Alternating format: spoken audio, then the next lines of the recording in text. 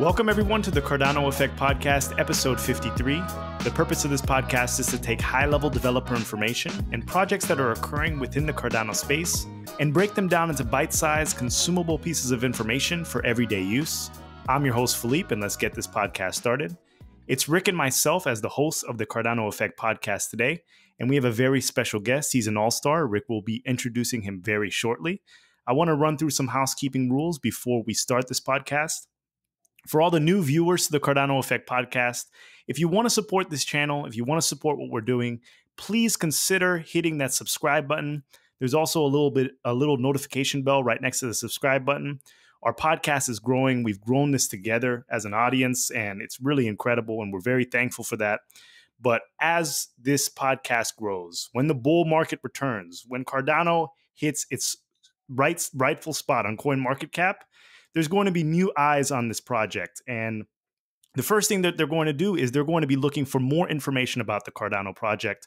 And the best place for them to find out some information about what's happening, what's happened, and what's going to happen is the Cardano Effect Podcast. So please hit that subscribe button.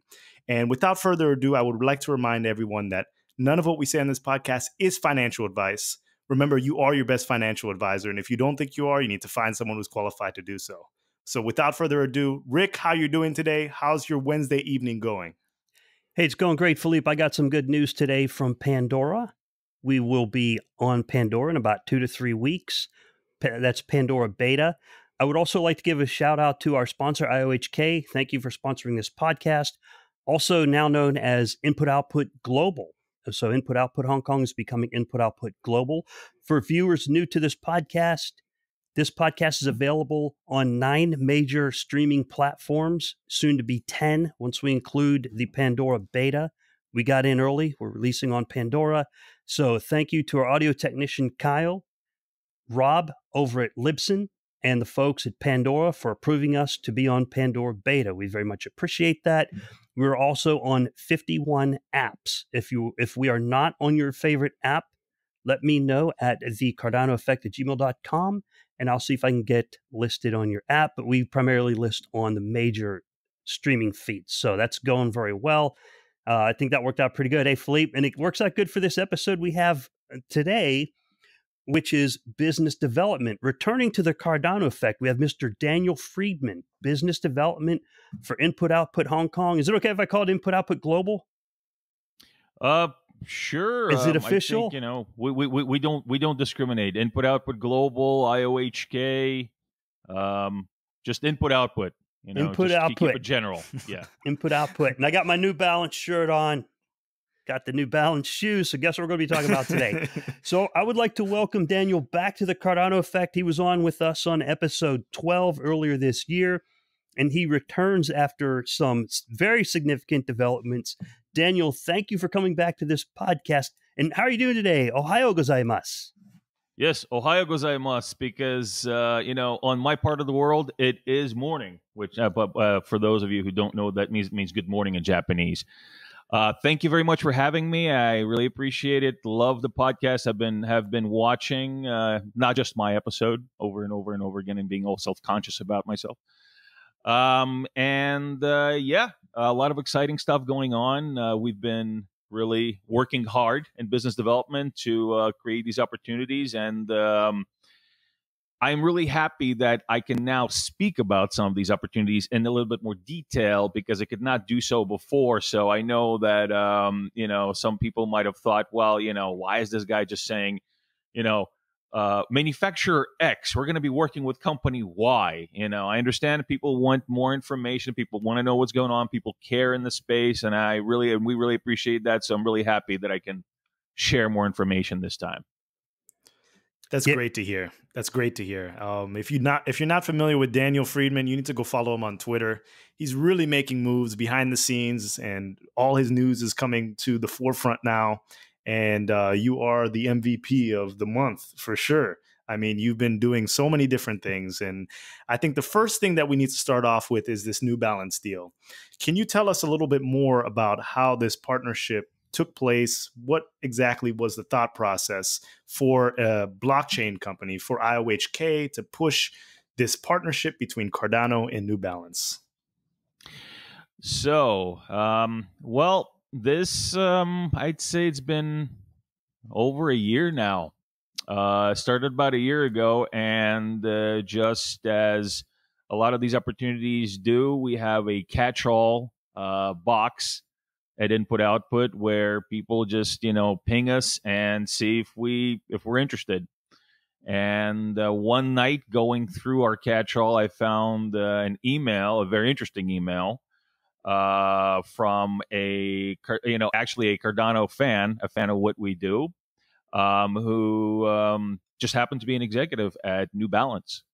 And so I mean, I read the email first. I was interested. Oh, wow, this is really interesting. There's there's a lot of space for supply chain authentication products out there. This is definitely a blockchain centric, or can be a blockchain centric solution. And on the bottom I read New Balance. I said, oh, New Balance. I like New Balance. They're the ones that actually make sneakers in my size. It's it's a problem for me out here actually to find shoes in my size, because I'll tell you, the Japanese don't really have big feet, and I do. Yeah. And so replied. We set up a phone call, a really good first call. It was about 2 a.m. my time, because this person is in Boston, which is where New Balance is located. Since I'm in Japan and we don't have daylight savings time, depending on the time of the year. Sometimes I'm 13 hours behind. Sometimes I'm 12 hours or 13 hours ahead, 12 hours ahead. So we had several brainstorming sessions in the middle of the night, and really started to outline what the issue is. And the issue really here is the secondary markets. On these secondary markets, there is a lot of merchandise that basically it's not about these companies that that make a new Phalanx or a new business shoe, and make it look like, and they sell it for half the price. It's about companies that really try to imitate this particular brand and pass it off as the real thing. That's what the problem is. And so we started brainstorming on what we can do to basically make things better, better for the consumer, because there is a pretty significant luxury sneaker market out there, meaning that there's people who buy sneakers that they're limited production, limited edition. These sneakers are collectible, and these people would like to know that they have an authentic product. Okay, and so the blockchain is basically the answer to this. We both believe the blockchain is the answer, because you can authenticate using the blockchain. So that's how this idea was born. Of course, this would not be possible without our awesome business development team, which I plugged in as soon as we figured out that yes, there is synergy. And fast forward a year later, we have this deal. We have this amazing use case for Cardano, and really looking forward to see what comes next. Okay. Yeah, that's fantastic. That's good news. And so the history leading up to making this deal was, there was a lot of work. It took a year. It took a year worth of effort before we could really come out and say, hey, this is what we got going on. We got a deal going with New Balance. That's pretty cool. Oh, and I'm glad you got shoes in your size, because my son was following along with the New Balance release of the shoes today, and they sold out very quickly, just in a couple of hours, out of almost all sizes except size 15 and above. So if you wear size 15 and above, they might still have some available. Yes. Well, I'll tell you, that's a big shoe. I used to be size 13, but I guess now I got older, my foot got bigger for some reason. So gravity. It is. It's gravity. Gravity is not my friend at this particular instance. Yeah. No. So I had a question about the shoe. So the shoe is called I've heard in the comment section it's pronounced Omnis, but it's OMN 1S's. And I caught the highlights yesterday because I'm on the East Coast. So there was the opening series game for the NBA, and the LA Clippers played the LA Lakers. And there's a person on the LA Clippers. His name is Kawhi Leonard. He was on the Toronto Raptors last year, and he won the NBA championship. So he's a very popular NBA player, and the Clippers won the opening game last night. And if you look at his shoes when he was playing in the Omnis, the white edition. I believe it had the gold trimmings on the back.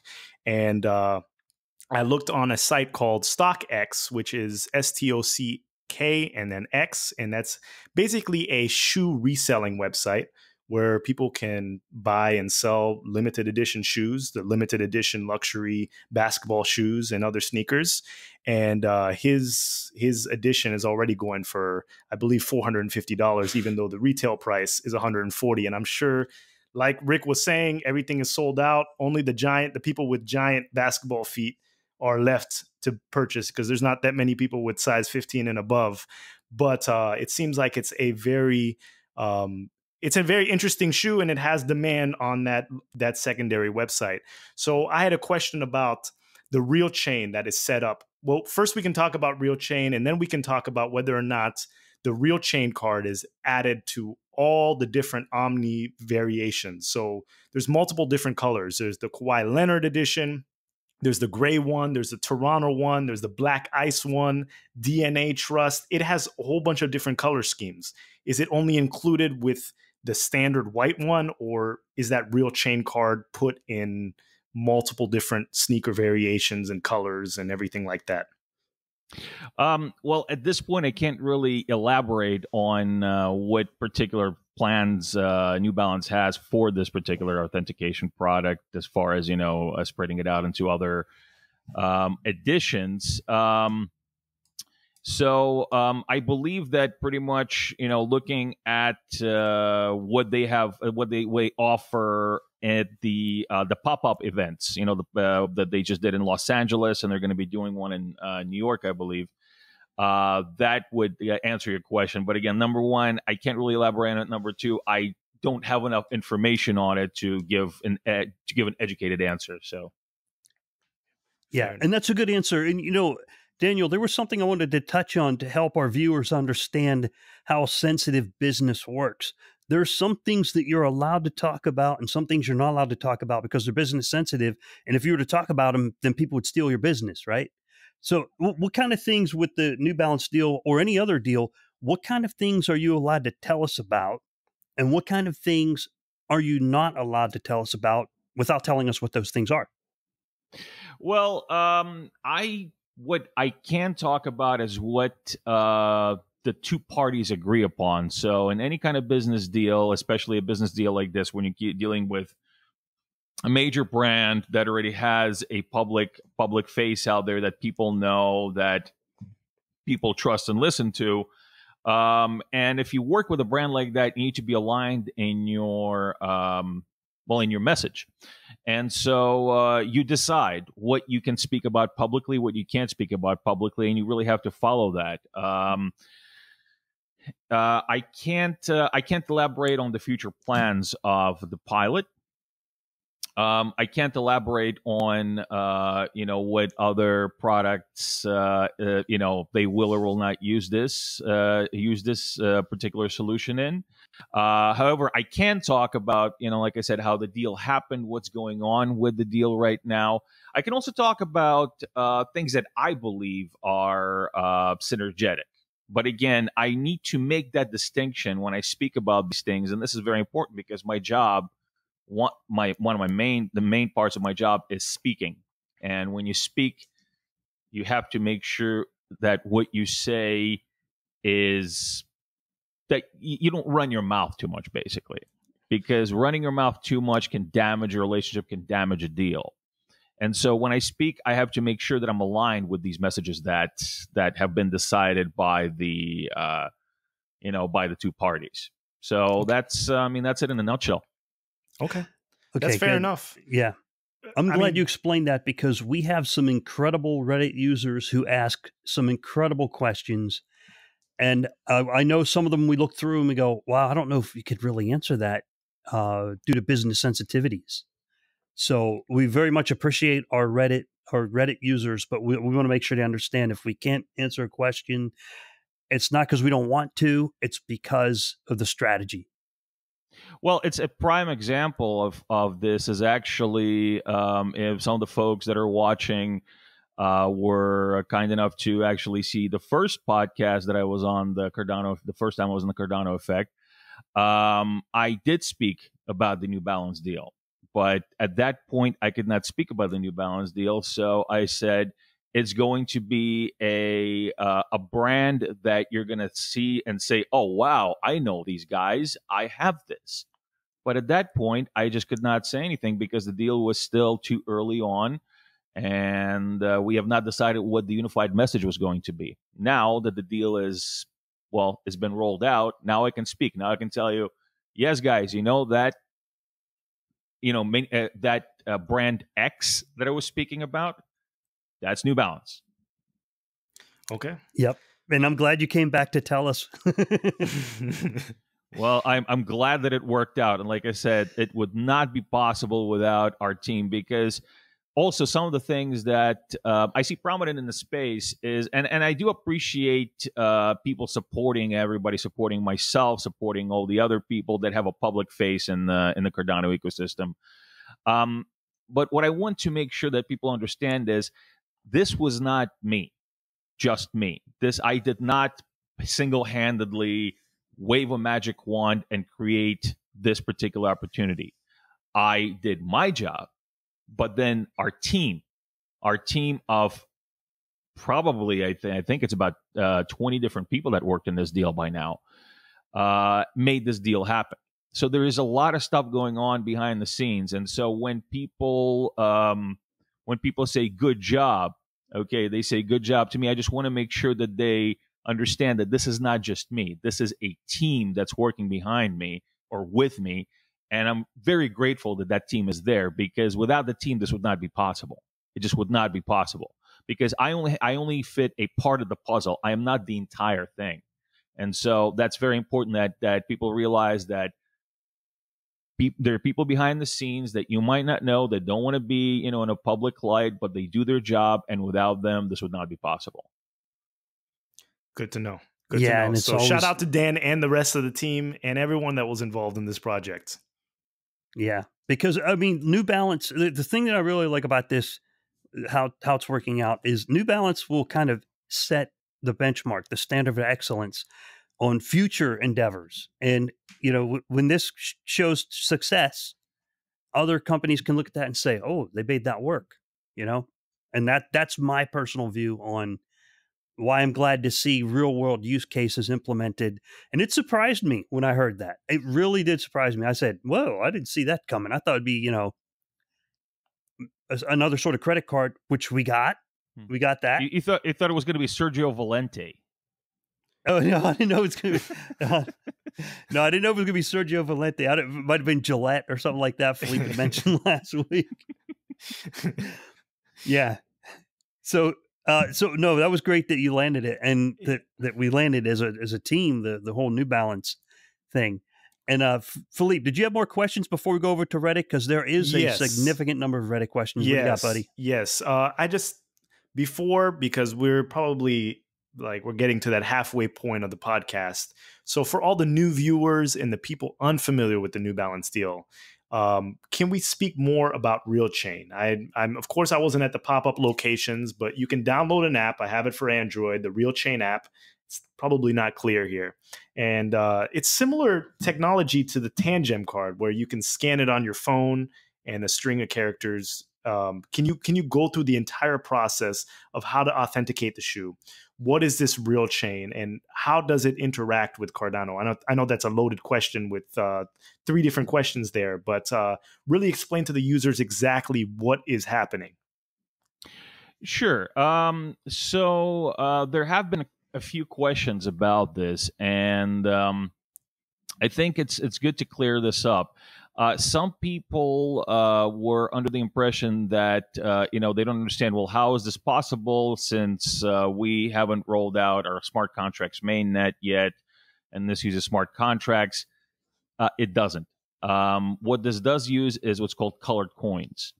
So basically, each transaction on the blockchain carries its own unique hash, which is a unique identifier that then is put into the blockchain, which is immutable. So you can't copy it, right? Because it's like unraveling a ball of string. You just can't do it. You can't do it without people knowing.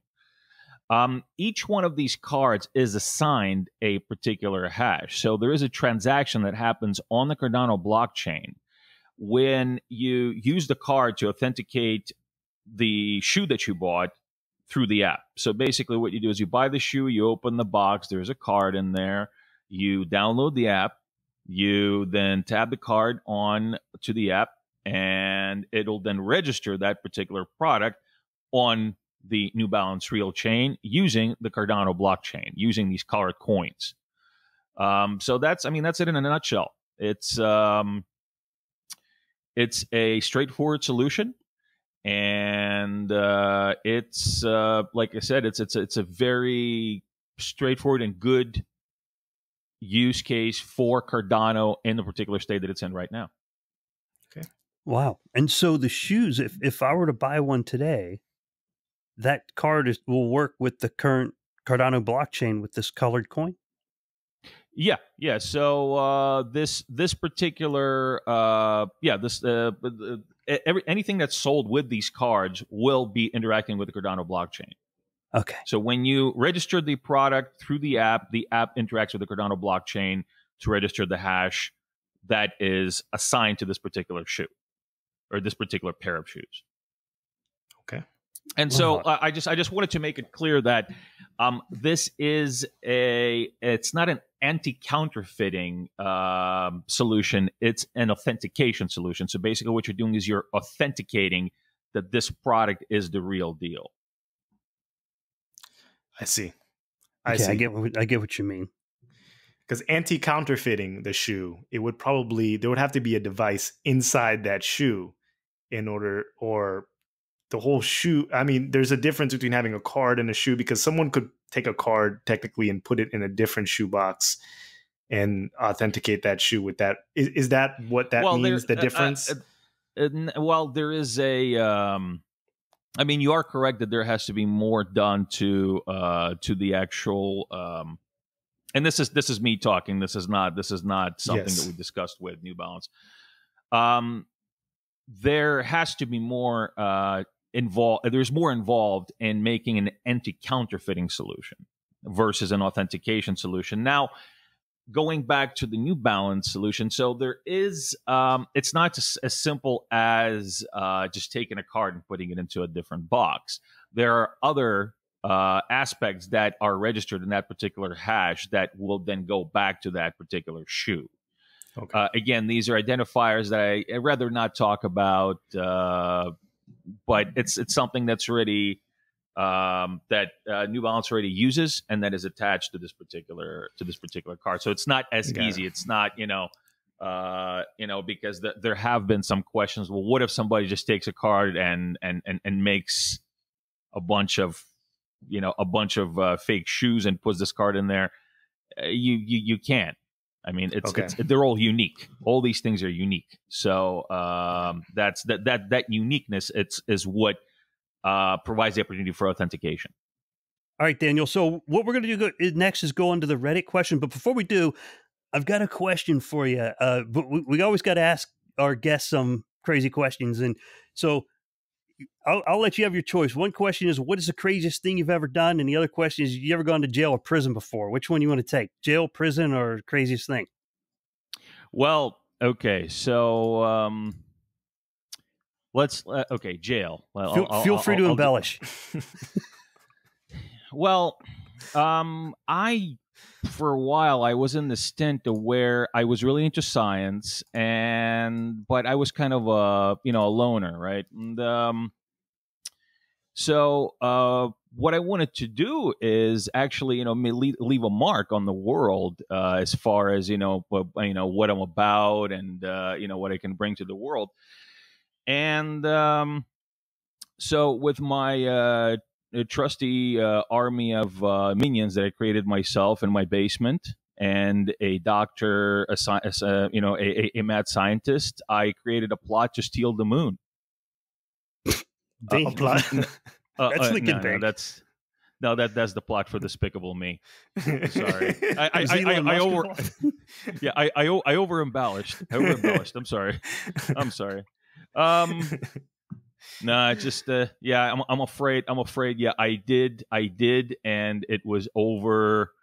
It was over unpaid tickets in California. Just really, in my youth, I was not as organized financially as I am right now. Financially responsible. Had a few tickets. That's it. I'm sorry. It's just that's I'm, one of right. those days. Yeah, That's cool. Yeah. No. Maybe someday you'll be able to put parking tickets on a blockchain or something. I don't know. Maybe. Now, being a supervillain is actually I think maybe, Charles is a good guy, but I think that if he really, had the inspiration, he could be a good supervillain. I don't know. He could, and you could be his henchman, the guy that breaks kneecaps. Yeah. So I would be the guy before that you have to fight before you go to the main guy. Okay. So like I'll be that big boss. You get through him, and then Charles is the one flying around in the in that thing, like in Sonic the Hedgehog. There you go. So you went to jail. You got thrown in jail? I did for parking. It wasn't parking tickets. It was what was it for? Was it parking tickets? Was it in Japan? No. Were you in Japan? No.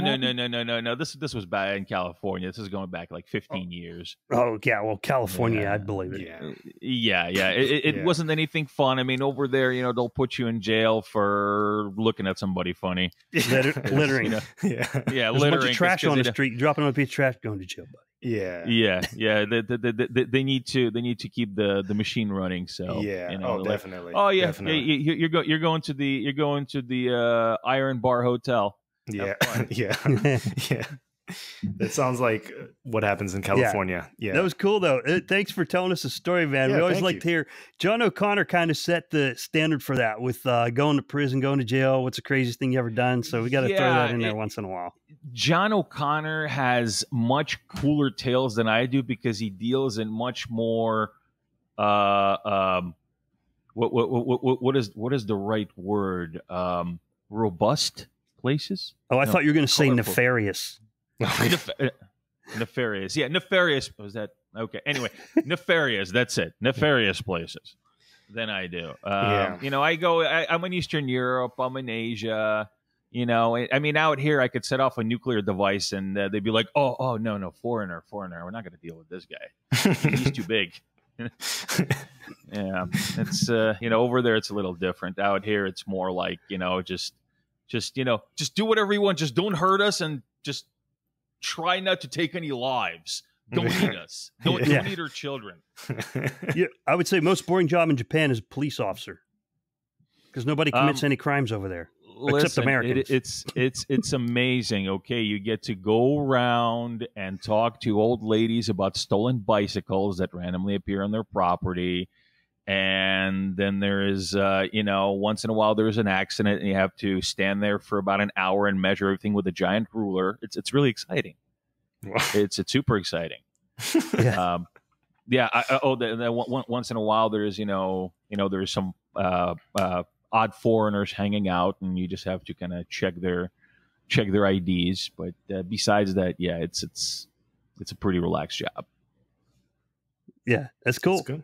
I like Japan too. But glad you didn't get arrested in Japan. You're setting a good example.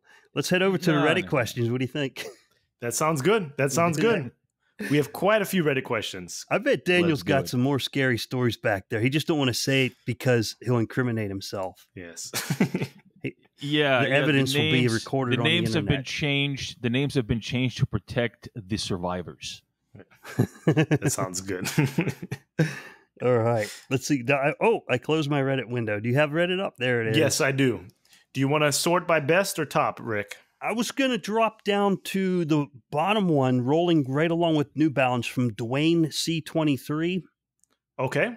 And so then we're working our way up from the top. So hit Dwayne C23, and then we go back to the top and roll right down because he has a question that rolls right off of New Balance and then everything else. Okay. Okay. All right. So Daniel, it's the one at the bottom of the list on Reddit where Dwayne C23 says, now I'm going to read this whole thing and then we'll boil it down. But what he asks is, he says, "Hey, Dan, want to start by saying awesome work with the New Balance Pilot. MOU signed, and of course, the Atala framework. My questions for you, are you focused on the Atala Cardano hybrid solutions? At a broad scope, what use cases and trends do you see emerging for Cardano surrounding financial markets, including in underdeveloped nations across Asia or Africa? Specifically, Charles recently spoke to the Ethiopia utility currency pilot being developed in Addis Ababa as being a hybrid solution with the front end living on the Atala side so government can exert control and the currency metadata living on a Cardano ledger. Can you validate this model and speak to the feasibility of implementing this solution in similar regions?" So very in-depth question, and there are more questions going along with assuming the project is a success. So let's kind of like boil this down into pieces. What do you got to say there, Dan? Okay, well, first of all, and my apologies if I'm sounding like a broken record. Ethiopia is, as we said, John O'Connor. So I don't want to elaborate on projects that I'm actually not a part of. I would like to leave that to John O'Connor and to Charles, just so that you guys get the right information. I don't want to speculate on these things. As far as the way Atala works, and as far as what it can do for developing markets, it can absolutely create financial stability for developing markets. Atala in itself is designed for governments, for smart cities, and it's built around around digital identities. And so everything that is included in Atala is built on top of a digital identity. Credentials verification, the Chimeric ledger that can support different financial instruments. And that's it. I mean, with those particular tools, a government can create sort of an ecosystem that can have all these different plug-and-play components, which can then, of course, you can use Cardano for a distributed payment solution, for example. It's not limited to that, and it's very important to understand that Atala. We have our own Atala team that develops the Atala product. And while some of these things are dependent on Cardano because they're built with the Cardano technology, it's not fully codependent on it. So I hope that gives some definition to what you're looking for. I know it's not the entirety of it.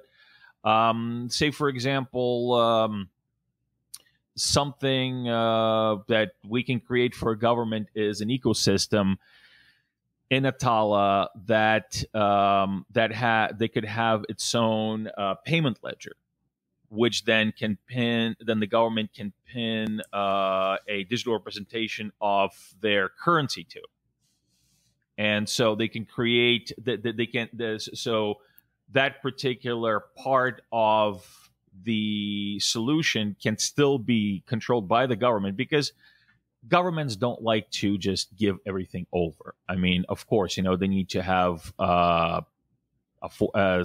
certain level of custody, a certain level of control that basically, say, for example, obeys monetary policies, because that's one of the main things that digital currencies where digital currencies find friction is regulatory environments. And so different jurisdictions have different regulatory environments, and these particular jurisdictions are hesitant to adapt full cryptocurrencies because of their nature, because they are in many ways unregulated.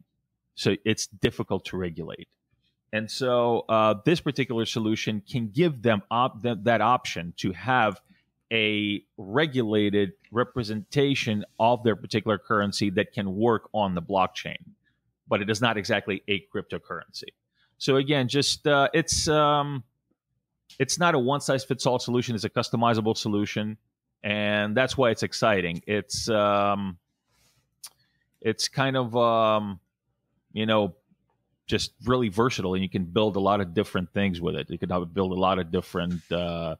You can do a lot of different things that can really help an economy and can help a society grow and can help a society leapfrog, which is actually one of the things that's happening in Africa right now with the penetration of mobile devices.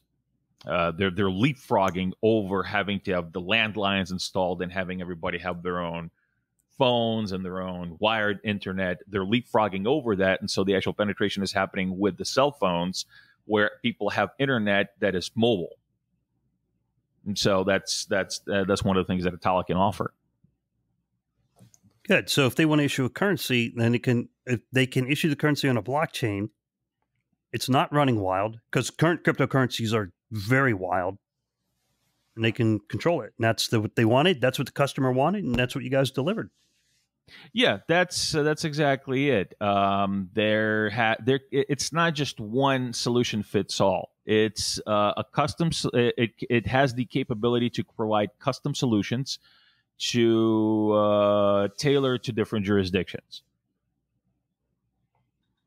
All right. Okay. Excellent. Okay. That makes sense. So should we roll to the next Reddit question? I would like to give a shout out and a thanks. Yeah. To Reddit user Dwayne C23. Thank you, Dwayne, and thank you to our awesome Reddit folks. Yes, and this is DC on Telegram, so shout out to you, DC. Great question.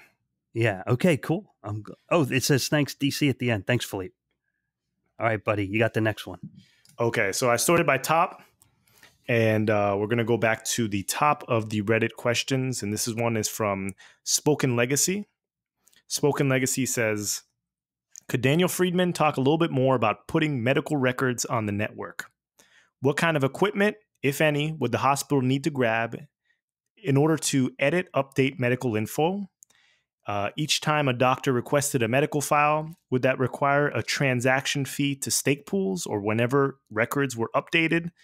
How much data can be stored? And would someone with complex medical history cost more to update their records in the blockchain? So there's a lot of different questions in this, but let's start with, could you put medical records on the Cardano network, and would that interact with ADA as far as transaction fees every time that doctors were maybe pulling information? I'm trying to summarize his questions, but could you speak to that? Yes. So, well, first we need to think about what are we talking about? Are we talking about the current Cardano era? Are we talking about Shelley? Are we talking about Dogen? What are we talking about exactly? So, in this particular point, it is possible to put records on the blockchain, and the way you do that is on the Cardano blockchain, for example.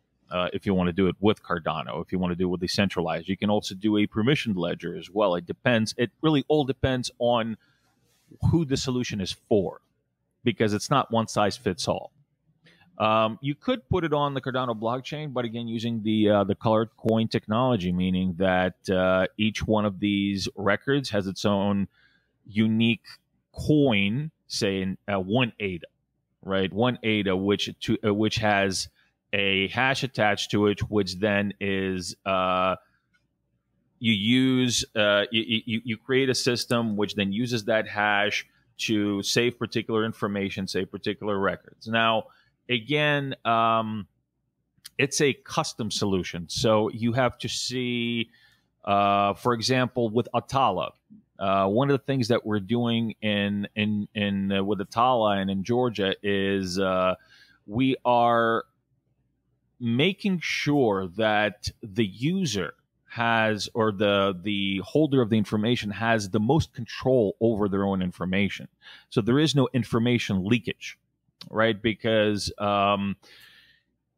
one of the issues that you get, and this is actually something that's eventually will be sold with zero knowledge proofs. One of the issues that you have is information leakage. So say, for example, I go to a hospital and I fill out, that form that says whatever, if you have any allergies or diseases or whatever.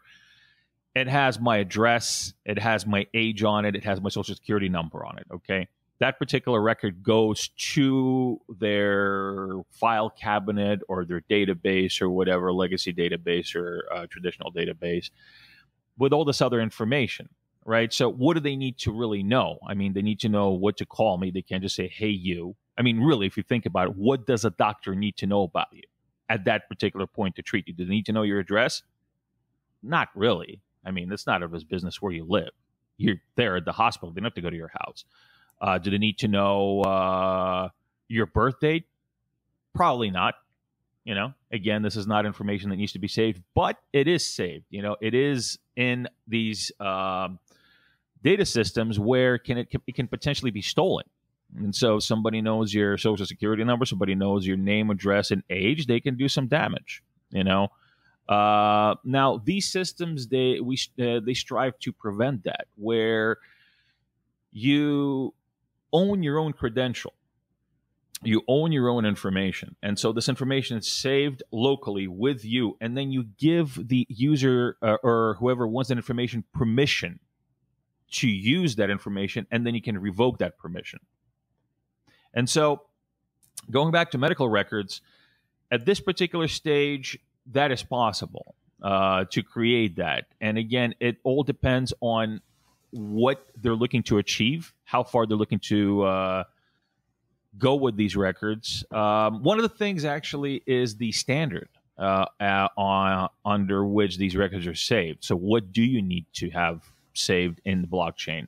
What information you want to save in the blockchain? What information do you want to save offline? So I'm sorry, this is kind of like a bit all over the place, but again, it's not a one size fits all solution. It's specific to the particular use case that you would be creating it for. Yeah, Mike, I want to comment on this. The two things that I would be interested on records on a blockchain is, one, save me some paperwork. Me, the patient, save me some paperwork. You know how many times I go get a flu shot, I fill out 2 pieces of paper. It takes me long to fill out a piece of paper until I get the flu shot. And the other one is I don't know where these medical records are all stored. They talk about medical records. Where are they? I don't know. They're out there somewhere. The one time you're going to need my medical record is when I'm unconscious and laying on the ground, or, and the paramedics are on top of me. I'm not going to be able to fill out a piece of paper, but I sure hope you don't want one. If it's on the blockchain, we won't need it. But you have to unlock it somehow because it'll be encrypted. Yeah, that's actually a good point. So, and that's something else that you really need to think about. With what point will you be using these records? Like, say, if God forbid Rick is unconscious and they need to know some things about Rick. How is he allergic to death? Yeah, well, I would say he is. That's an assumption. But really, you got to think about, okay, so what do they need to know? What do they not need to know? Because yes, we are looking to save Rick. We want him to live. We like Rick. Well, I like Rick. I hope others feel the same way. But Philippe, do you feel the same way? I love Rick. I love Rick. The paramedics think so.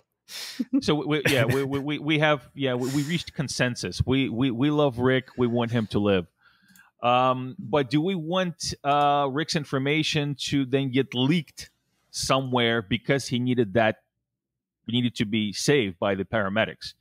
Because I'm not even saying somebody's going to do something malicious. Somebody screws something up, records get leaked, and does Rick need to be in that information? So how do we find that perfect balance between giving enough information to the doctor to be able to save Rick, but then also to be able to save Rick's privacy? that's where that's where it turns into, okay, so who exactly are we making this for? What exactly is the use case for this particular solution? And it needs to be readily available. They need to be able to get to it without it being compromised. Exactly. Yeah. So it's a happy medium.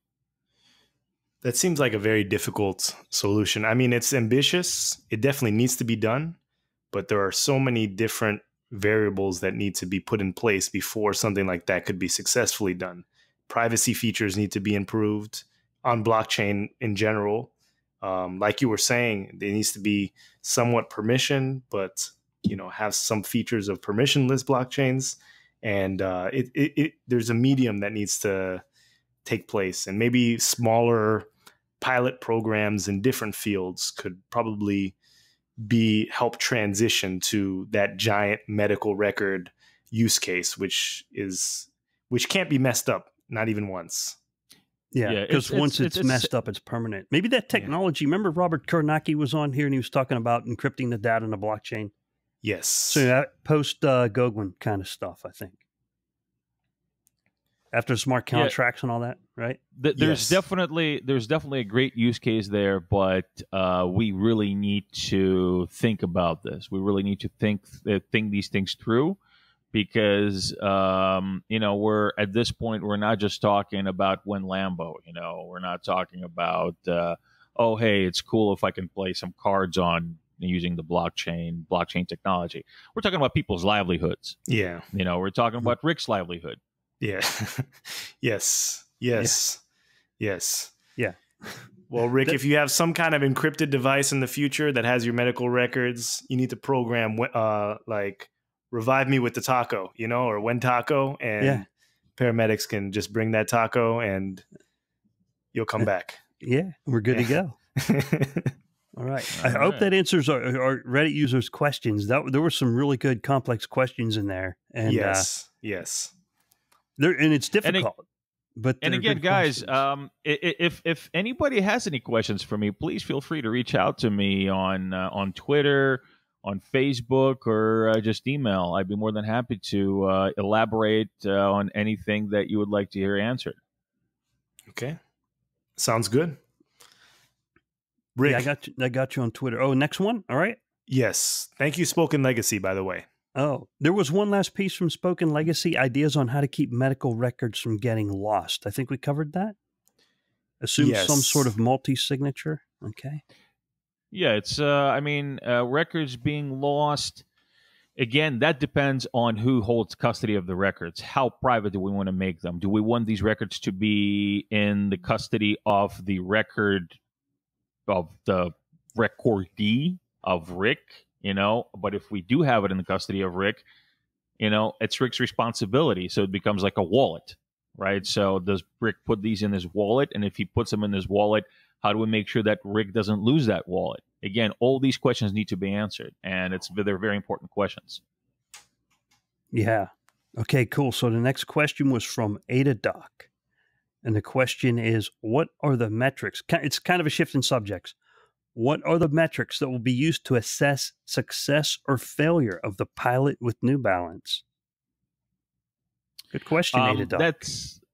That's again something that I would not like to comment at this particular point. Again, this is a business sensitive subject that I'd rather not speak about at this point. My apologies. I would like to, but I don't want to speculate. And I just want to make sure that we do things right. Fair enough. This is an ongoing partnership, and you have to make sure that you're on the same page as New Balance. So, and the shoes just came out. So I'm sure that statistics and all those metrics are being calculated behind the scenes, and we'll know whether or not it's successful later down the line. Yeah. So thank you for asking, Ada Doc. I appreciate it. And again, as I said before, when I can speak about these things, I would be more than happy to. As you can see, as soon as the New Balance deal happened, as soon as I was able to speak about some of the things, I spoke to Rick, I spoke to Philippe, I said, guys, you know what, maybe we should do a podcast. People have some questions, and they were kind enough to have me back, and here I am. And I know that people want to know more. I know I'm not going to answer every single of these questions that people want to know, and then some people are going to be not going to be a bit dissatisfied.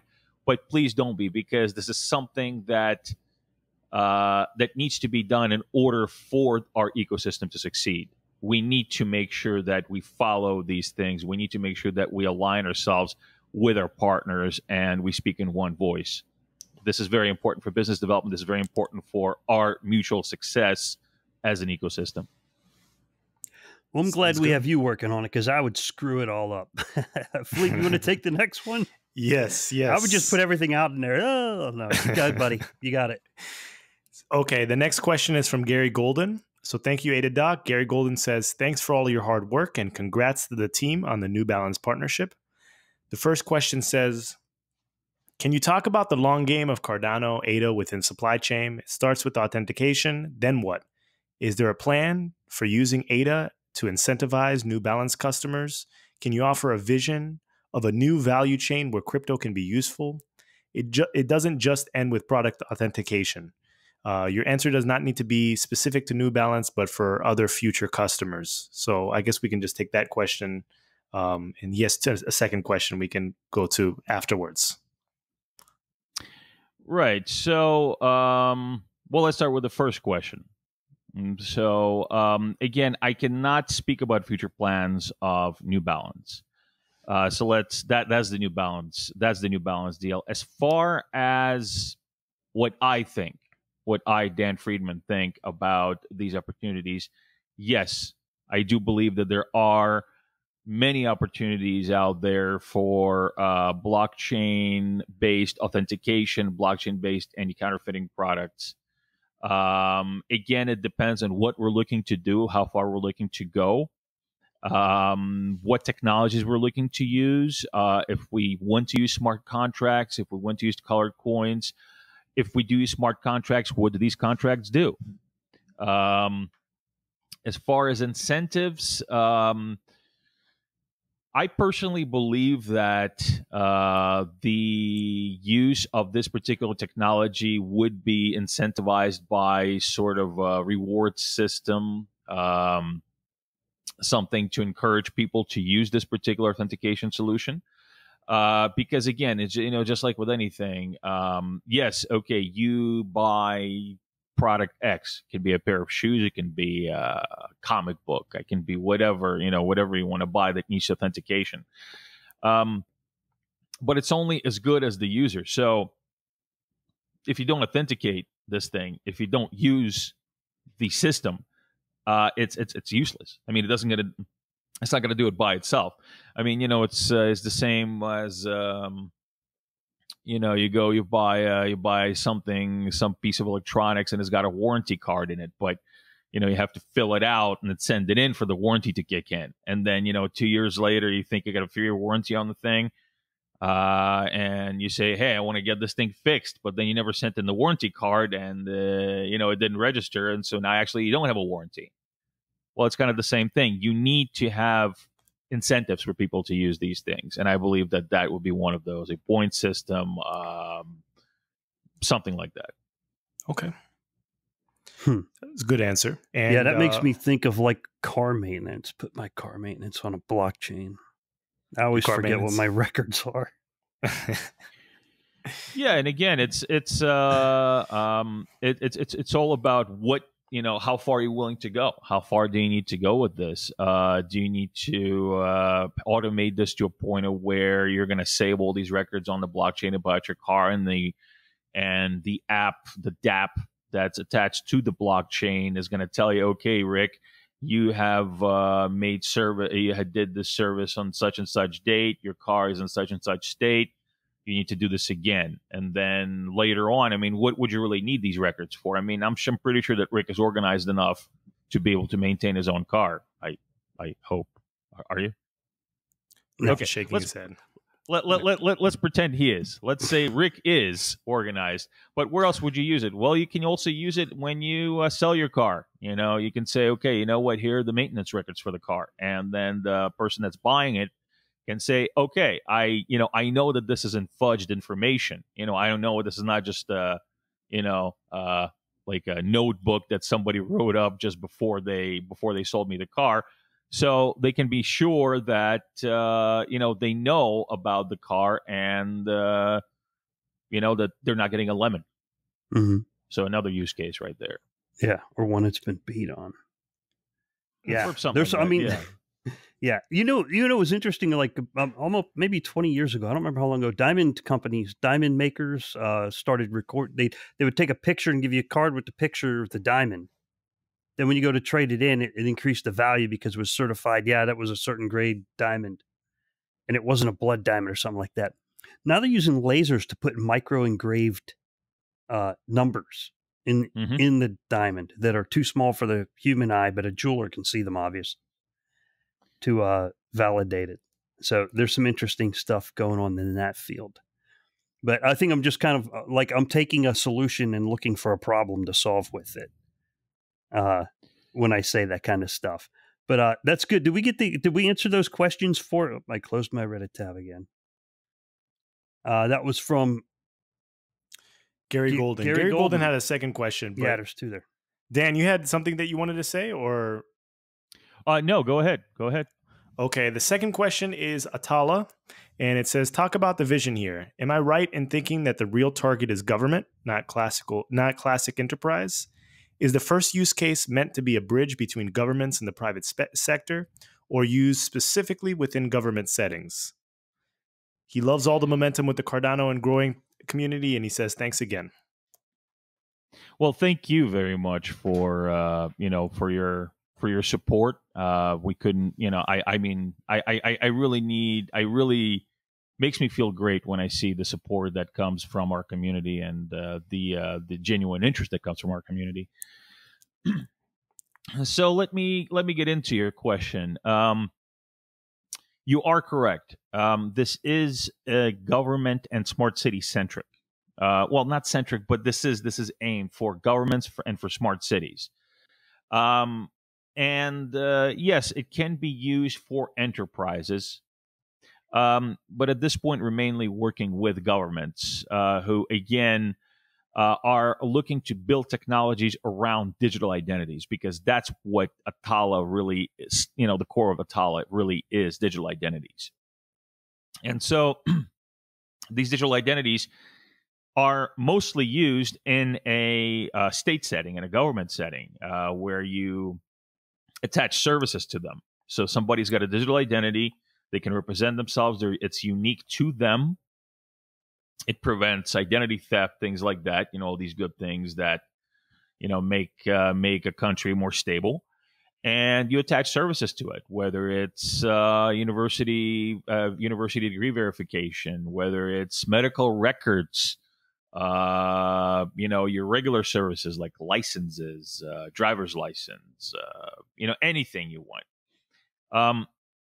And so the vision here is to provide a tool for these markets, for developed and developing markets, to create a to create a safer livelihood for people, to create a more streamlined livelihood for people in their jurisdiction, and to potentially leapfrog, as I said, over having leapfrogging out of bureaucracies, out of tons of paperwork, records getting lost, 15 different people doing things that they can be done by one person. All these things that we don't like when we go to the various government agencies that always take so much time to do.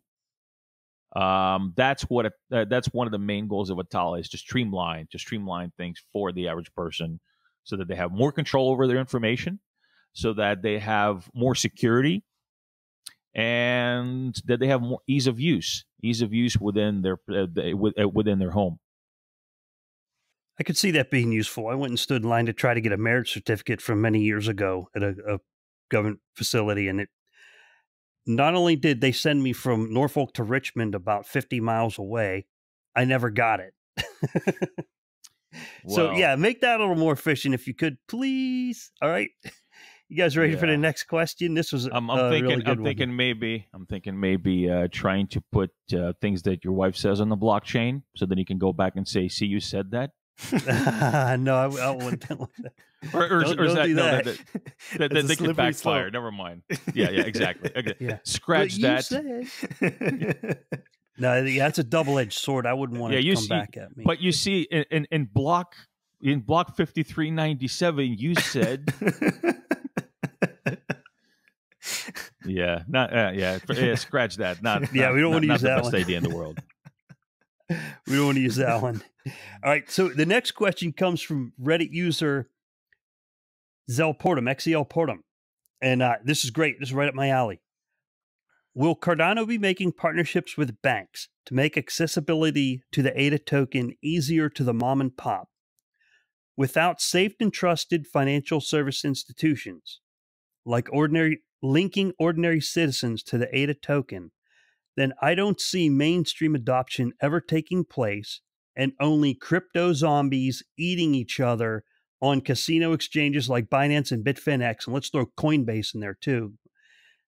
We'll be making use of the ADA token for speculative trading reasons only. So how does Cardano plan on getting around this? And basically that's, how do we get cryptocurrency and specifically Cardano in the hands of mom and pop and get away from all this casino-like activity with these exchanges? Any ideas? Well, actually, that brings me to something else that just happened in the Cardano ecosystem. The Cardano Foundation has partnered up with very good friends of mine from COTI, COTI, that's Currency Over the Internet. It's an Israeli company located at Tel Aviv. And that's actually one of the things that I was doing when I was in Tel Aviv this past June. We spoke with them about creating this ADA payment system. So, do I think that we should partner with banks? I mean, we could, but I don't think partnering with banks in particular would create that, what you're calling, the accessibility for mom and pop.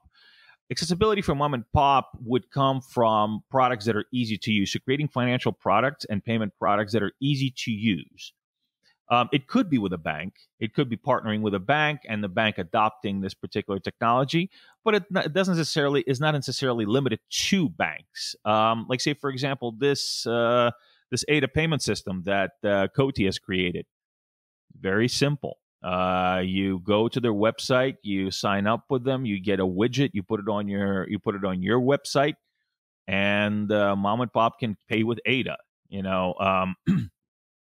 You just have to tell them how to use Daedalus. Hey mom, here's Daedalus. Put this, scan this QR code and type in how much money you want to send or how much ADA you want to send. Done. So there are many different ways of making Cardano go mainstream. And the main thing about that is ease of use.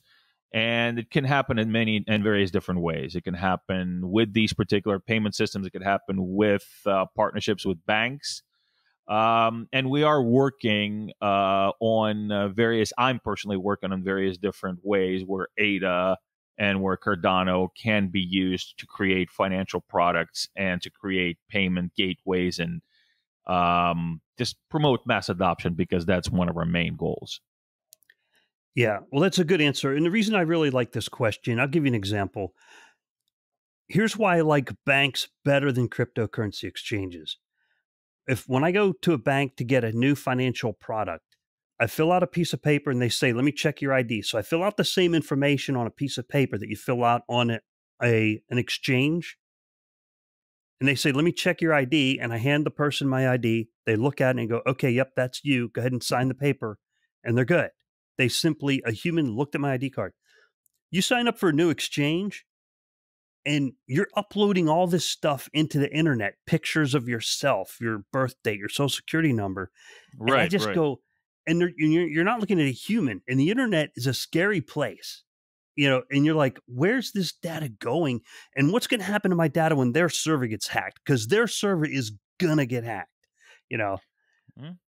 And I just Information custody. For some reason, I feel more comfortable sitting at a bank, talking to a human, handing them. I think this is what this person was getting at. And that's what mom and pop like. Mom and pop like to go to the bank. They talk to a human. They check their ID. They don't have to scan it and upload it. Just my thoughts. Just kind of follow. Yeah, I'm not asking you to answer that. I'm just unloading my baggage. Well, Philippe does that too. Your baggage is filled with useful baggage stuff. It's definitely something that is needed, and I believe that. Well, say for example, in Georgia and in I believe Ethiopia has this as well. They have kiosks where you go to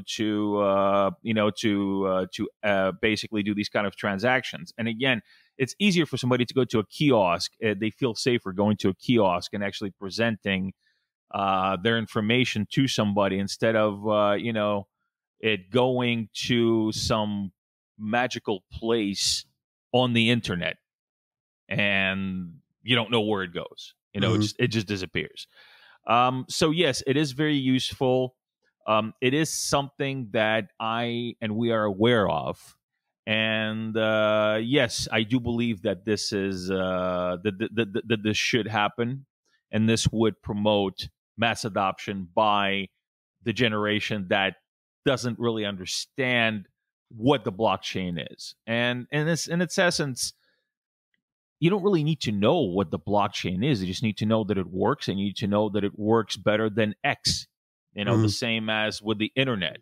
Why do so many more people? I mean, do people really know how email works? The average person. I mean, IMAP servers and POP3 servers and pings and authentication, SSL protocols. I mean, the average person doesn't really care about that. All they know is they can send an email without having to write it on a piece of paper, putting it in an envelope, putting a stamp on it, throwing it in the and it taking days to get somewhere. They can just send the thing, get an answer in 2 minutes or whatever the other person is looking at it. The same thing has to happen with the blockchain. The same thing will happen with the blockchain, and I believe that what you're speaking of is very important for it to happen with the blockchain. It has to be where the traditional user experience is still there. And so the learning curve is just, okay, instead of writing this on paper, you type it in the computer and you press send. The same thing. Okay, instead of you filling out all this paperwork at the bank, you just go into the bank, you show them, okay, Dad, okay, so all you do is you go to the bank, you show them your ID, they scan this card that you have, or they scan this, or they scan the app that you have, the QR code that you have, and you just and you can select if you want to send the money to mom, if you want to pay for your gas bill, if you want to make a donation. You just select it on your phone. That's it. That's all you do, and it's done. Oh, really? Oh, okay. So where does it get sent from? From your special bank account. Yes. I mean that's what it's about. It's about presenting that familiar use case or familiar user experience.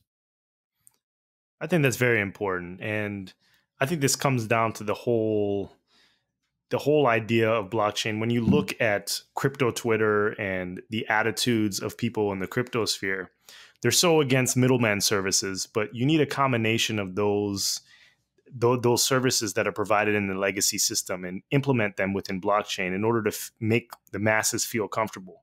Because at the end of the day, it's only a small number of people that are actually going to get ingrained into cryptocurrency, into blockchain, that are going to know the technicalities of what's going on. But most people don't have time for that, or don't even want to hear it. They just want to make sure that they're saving money, and the convenience of them spending from special bank account is sort of like the services that people offer today. So having those middlemen in blockchain, I think that would provide more of a transition for the older audience and some of the younger audience that don't even want to be bothered, to tell you the truth. Absolutely. Yeah. Just there has to be that happy medium. You can't just expect people to just, again, jump over and or understand perfectly, how to buy Bitcoin, how to send it. I mean, my father, he's in his 70s. He worked in IT for probably 45 years. I mean, he used to still bring the the ticker tape back home with him. That's for all you youngsters, does that the white tape with the little holes in it. Yeah, really old computer systems. And he's very computer savvy. Obviously, used to be one of the 12 senior architects for Unisys before he retired. And yeah, to him, he has an idea of how it works. But I said, hey, Dad, how about I just send you, Bitcoin for this? He's like, what, son? No, just, why don't you just send me the regular money? Yeah. It's just a lot easier. Yeah. PayPal. So, and if my dad can't, if for my dad, it's kind of a pain in the tuchus to get into it without really me taking him through it. The average person is going to be like, you know what? This the other way still works. And it's not that big of a pain in the tuchus. And it's, we'll do that. We'll do that. Yeah, I agree. I don't think it's going to be a world in the future where, they could improve their products where everyone has a ledger sitting in their house or wherever their special places, and they're guarding all their assets, because that's for the hodlers and the people that are speculating and the people that are trying to, at this stage in crypto.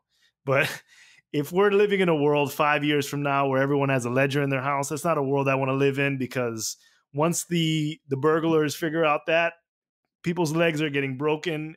Yeah. People don't understand. You obviously haven't had your house run through if you think that that's going to be a suitable. It's a slippery slope. It's is. a slippery slope. Yeah. Very. And I think Cardano hit on it early on that fiat and crypto will live in parallel. One won't replace the other. You can't, crypto is not going to replace fiat, but they can live in the same world. And I think once that user experience gets there, I think we're good to go. So excellent conversation, guys. You guys ready for the next question? Philippe, what are we on? Yes, we're on Mick Groggins. And Mick Groggins says, without violating any NDAs, what can Daniel tell us about interest from Fortune 500 type in using Cardano for their projects? Right. So without violating any NDAs, I would say that, yes, there has been interest on various things. And again, these particular relationships are in various stages of development on basically, we had interest in supply chain management. We have interest in payment systems. Interest in, just custom smart contract technologies, the transportation chains. You name it. All of this, I'm talking to people about all of these things. Again, I cannot speak about who I'm talking to, but these are major players in the, major companies. And I'll do my best to, make something out of these particular conversations and relationships, and again, bring us more feasible and exciting use cases into the Cardano ecosystem. Great answer. Yeah, thanks. Are you going to do like Mark Zuckerberg and go sit on Capitol Hill and get flame sprayed by Congress? No, just kidding. Don't answer that. Yeah, I'm going to do the Mark Zuckerberg face, like. Yeah, and there's gonna be like a guy behind me that's that's doing weird stuff. Yeah. Congressman, that is the iPhone. We are Android. No, that wasn't my. Yeah. No, but good for Mark, like Charles says. Good for Mark going up there and being the honey man, and go get him, killer. Go get him, killer. Okay. So that was, what was our next one? Without violating an NDAs. So you didn't violate any NDAs for. people were kind of looking at, okay, so you got New Balance, who's next? Well, it's kind of hard to say who's next because then you give away your business strategies and somebody else. I mean, if I say who's next, they might not be next after I say it. Exactly. Right. Right. There lies the problem. I want that answer too. I want to say, Daniel, who's next? I want to say, Daniel, tell me all your secrets right here on the podcast. That's what I want to know. But I know you can't do it. Yes, we just signed a deal with the East India Trading Company for supply chain. I go, people would refinance their houses if they already haven't. All right, our next question is from Andalibrana on Reddit, and this Reddit user asks, is there any or how much ADA gets consumed or used by New Balance Real Chain? Right, so the New Balance Real Chain, when it uses Cardano, the way to hash a transaction is by hashing it in the colored coin or using the colored coin. That colored coin is ADA. I can't elaborate on exactly the amount of ADA that's being used, but there is an amount of ADA that's being used every single time a transaction gets hashed on Cardano, every time a shoe gets authenticated on Cardano. So yes, ADA is being used. How much? I would have to get back to you. Okay. Fair enough. All right. Thank you. And thank you, Reddit user Andalibrana. Next question is from Joe King Joker. And this person I have two questions. How can the New Balance blockchain be based on Cardano if smart contracts and side chains are not yet finished? And why did they choose Cardano knowing this? Won't rework have to be done once we get smart contracts and side chains? And number two is about Atala. To what extent is Atala hindered by the lack of smart contracts in Cardano? And can projects already start being built with Atala, or do they need to wait until smart contracts during the Goguen era? So these are two questions. One of them has to do with the New Balance deal, and one of them has to do with Atala. I believe that you answered most of the first question earlier in this podcast, but yes. Maybe you need to elaborate on whether or not this partnership, this real chain, will be reworked once smart contracts come out. Again, I now don't get me wrong. I cannot elaborate on the future of the deal. However, what I can tell you is that this particular solution does not use smart contracts. It uses colored coins. If you'd like to check out how colored coins work, there is actually there were several posts in the Cardano Facebook group where people provided really good sources about how colored coins work. You can also just look it up online. It's as I mentioned before, it's where a particular coin is used for its hash.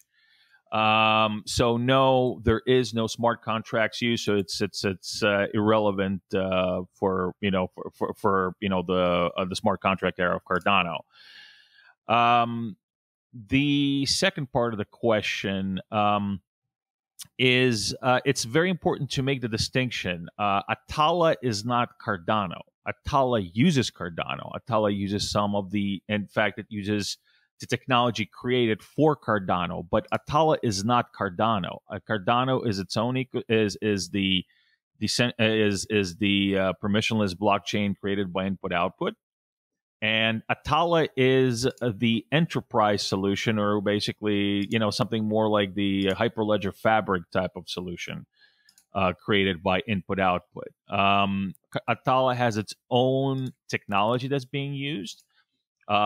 So it's not really dependent on the progress of Cardano as much as one would think. Thank you for elaborating on how these colored coins work. I was looking on the IOHK blog for any information on colored coins, but I guess we'll have to I was thinking there would be a research paper on it, but I didn't see one there. I'll have to look into that. But thank you for expanding on that a little bit. The next question, did we get to the second half of that question from Joking Joker? Yes, we did. Okay, so we're good there. We've got that covered.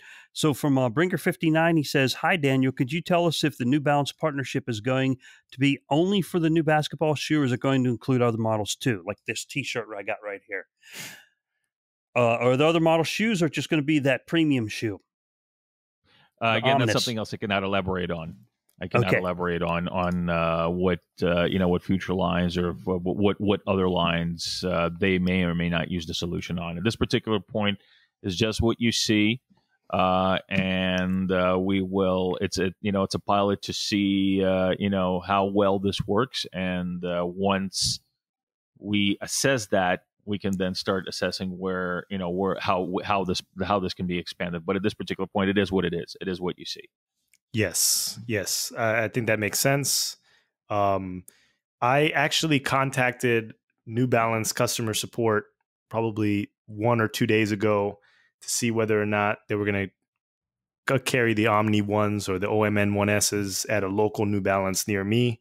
They could not verify yet. I had to contact the individual store. I haven't done that yet, but it seems like this is very, at this point, the person also told me that the list of locations that they have it in California. So I'm assuming that New Balance moving forward is going to see how this runs, and maybe in the future they may expand or go different directions. But it's interesting. And one thing I would like to inform everyone is that the customer rep also told me that this is like a limited edition shoe. So it's a special project. I don't know how true that is from the customer rep that was speaking to me, but yeah, I thought that would be relevant right now. But I'm glad you do your research. You actually called them. Yeah. I went to a store and I ended up explaining to the a little bit, explained to the employees what the real chain was and how this was working, what Cardano is. I took a moment to do that while I was getting the shirt and the shoes. And they were like, oh, wow, that's kind of cool. Yeah, man. This is Rick. Rick went to the store and explained to the guy what Cardano is. Be like Rick. Yeah. Yeah. That was cool, though. I got to the store, got a nice picture, big giant New Balance. The employees wouldn't do a picture with me. I said, we do a Twitter pic. And I'm like, no, but you're welcome to take your picture with that sign over there. Yeah. Basically, like, could you just get out of our store? Just buy it. No, I'm just kidding. They were very great. It was awesome. Let's go to the next one we got from Univocity on Reddit. Yeah? I'm sorry, you're saying, Dan? No, I said, hurry up and buy. Yes. Yeah. No, they were very, very polite, and it was awesome. It was great. The next question is from Univocity. The question reads, what a great surprise to see a commercial, consumer-facing application of a blockchain. Can you tell us if there are more projects like this coming up? And what can you tell us about them without breaking any NDA?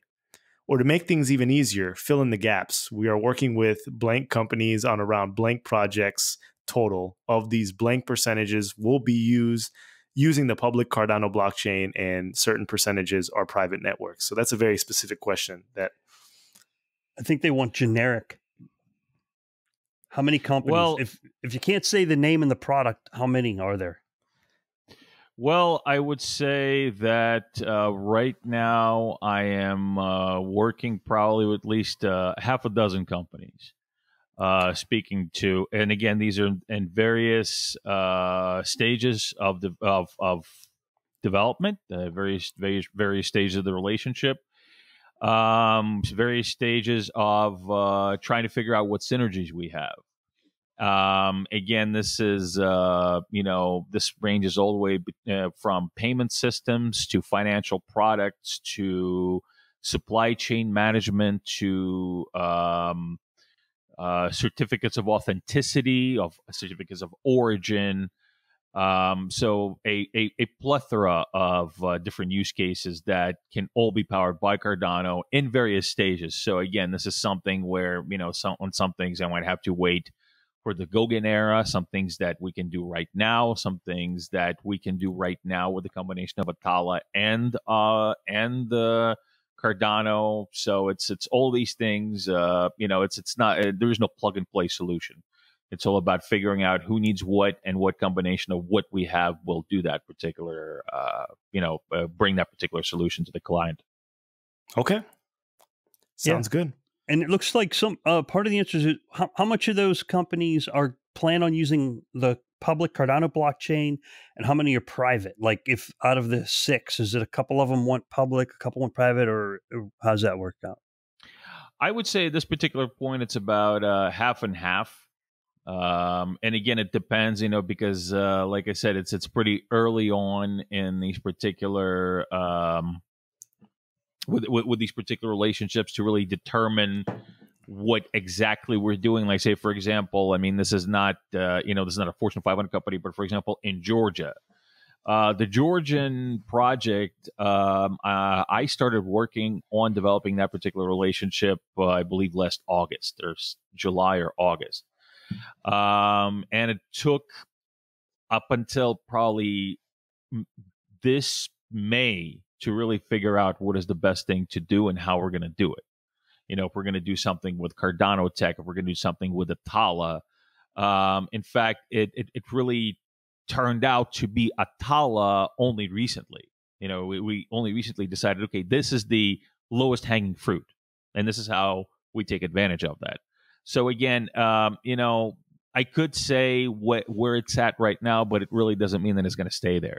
It just that's what we're thinking right now, but we're still brainstorming on a lot of these things. Okay.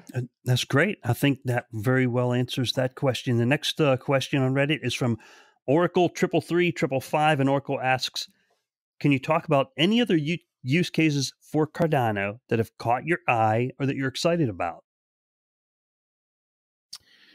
Well, I would say that what I am personally excited about is the different possibilities we have for using Cardano in combination with Atala and digital identities.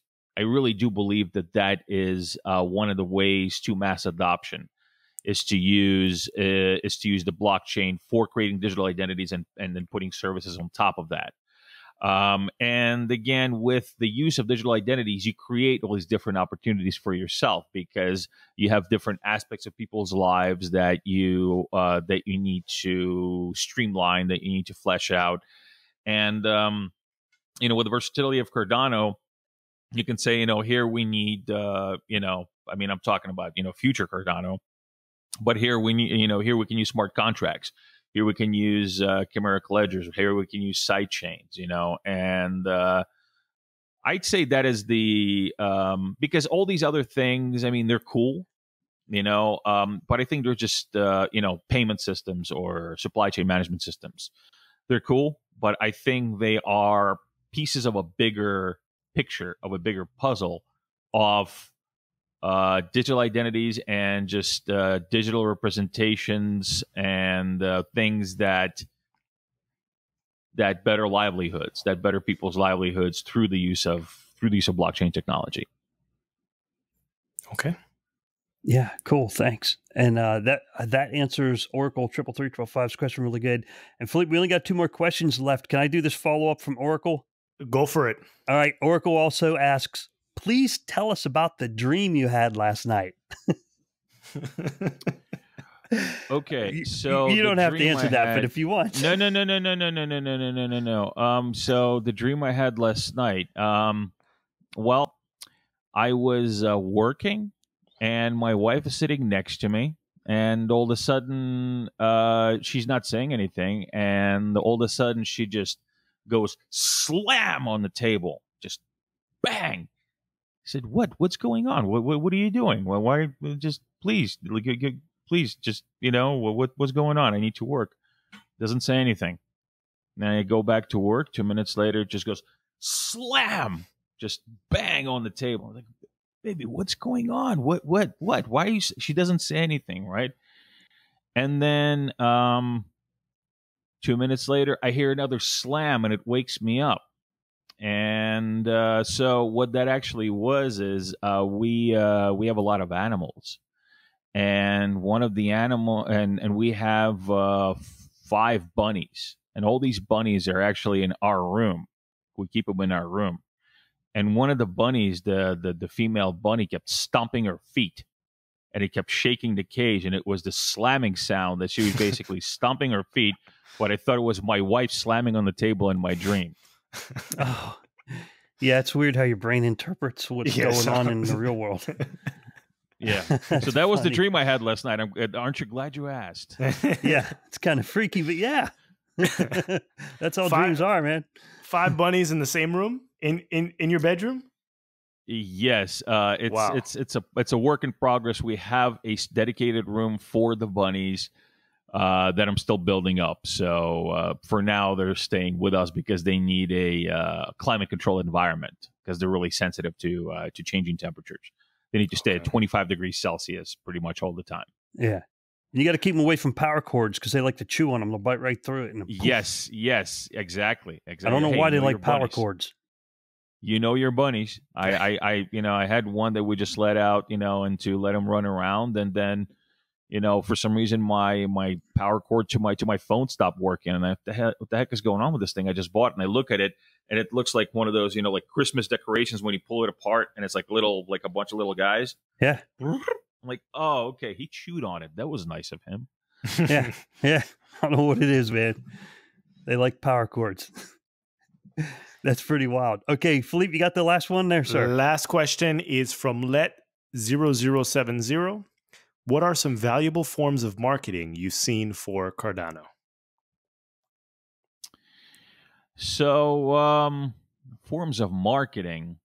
Well, I believe that marketing happens with use cases.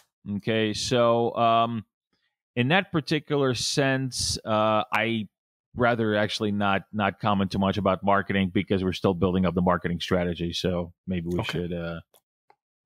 Maybe we should kind of. Yeah, and you're not the marketing guy, so you don't have to speak. Yeah. Like that would be. I wouldn't ask you how something Haskell something. I wouldn't ask you that. I mean, that's because that's not you. So we don't need to go there. But that's a good question though. You know what good marketing is? Having a podcast that's on 9 major streaming providers and now we're 10. That's good marketing right there. That is good marketing. 51 apps. I checked right before the podcast. 51 apps have communicated with our streaming services. Wow. That was good marketing for you. That is pretty good marketing. Rick, how many countries are we in? And how many countries are we in? I can't remember. I don't know. Combine YouTube and podcast downloads. We just went over 27,000 unique downloads on the podcast. What did we hit? 2 million minutes? That was a while ago. I think it was a total of 158 countries. Something like that. It was way over 100 total. People downloading our podcast in very remote areas. Yeah, one guy in Iceland. Shout out to Iceland. Good job. Shout out to Iceland. That guy out there. Someone in Iceland downloaded our podcast. Yeah, Iceland, huh? In the Middle East, in Africa, everywhere. So I love it. I love it. We just don't have any downloads on Antarctica yet. Yeah, but we might get one soon. Well, we might get. Yeah, let's see if we can get McMurdo online. There you go. Charles is going there on an expedition coming up. So yeah. When he's down there, say, hey, Charles, can you download it just so we can get that little check in the box? Marketing. Charles is going there on an expedition might mean that I might be going there on an expedition. Oh, okay. Wow. Just don't die. Oh. Are you going on his wingsuit adventure too? I know he was talking about that in his last AMA. No. He can go. He can go wingsuiting. I'm cool with that. I'm okay. I'm all right. No. Just I like diving underwater, not diving out of planes. Yeah, you don't. Yeah, just don't go both at the same time because if we lose both of you, then we're kind of yeah. That would we don't want to lose one, but 2 would be really bad. Yeah. Well, one of us is expendable, not both, right? Yeah, yeah, definitely. You got to have some redundancy there in the leadership positions. Both of you are mission critical at this point, so I hope that you have some sort of security when you guys move around, just to make sure that nothing reckless happens. Yeah, security. We're going to go wingsuiting. Oh, I have a parachute just in case. Yeah, and it's if not you're doing something that requires like a parachute, you're probably doing something dangerous. Yeah, and it's not one of those spare tires like they have in Looney Tunes. When Bugs Bunny gives the other guy a parachute, but it's actually a spare tire in there. Yeah. Or an anvil. Like, hey, Doc, you got a spare? Yeah, I got a spare for you. Oh, man. Well, thanks for answering all these business questions. I know they're kind of tough because business. Well, thanks everyone for for the interest. Thank you for asking the questions. Really appreciate it. Yes. So we're going to wrap this up. I'm going to give you the final words and then we can say bye to the audience. This has been a marathon. So thank you again to Daniel Friedman of IOHK. He is the business development guru. He was on here talking about Atala, the New Balance deal. And once again, he reiterated that this is a team effort. There are a lot of people behind this project that may not be in front of the podcast right now, but he was saying that there's about 20 people that worked on this New Balance deal. And things are getting done at IOHK because of people like Daniel and his team. And we look forward to some great announcements in the future. And I know that they're doing work, and I know that it's very probably labor intensive and travel intensive. And it requires a lot of creativity. This is thinking outside the box. This is a brand new business model that needs to be fleshed out. And there are a lot of things a lot of intangibles that need to be discussed before creating these deals. It's a lot of creativity. So I respect you for that. And do you have anything else to say to the viewers of the Cardano Effect? Anything you want to leave us with, or what to look forward to in the future? What we can keep our eyes on or eyes peeled out for? Well, I do actually have something. If some of you had a chance to check out the first podcast I was on, the first Cardano Effect podcast I was on, you might remember that tank. You see the fish tank? Still empty. It's still empty. Still haven't had a chance to put fish in there because I'm just out there so much.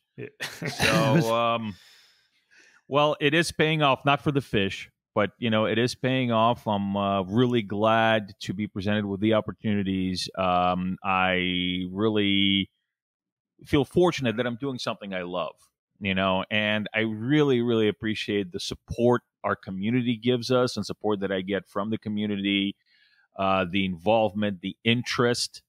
And I'm out there for you guys. I work for you. And as I said, please feel free to contact me, to reach out to me if you have any questions. I am very present on social media. I am very present online. We can even set up if you like to hear my velvety voice, we can even set up a call. So I am readily available for you guys, and I will keep doing my best to make this a success story more than it is already, because we are a success story. But I want to take this, interplanetary. Sounds good. That sounds good.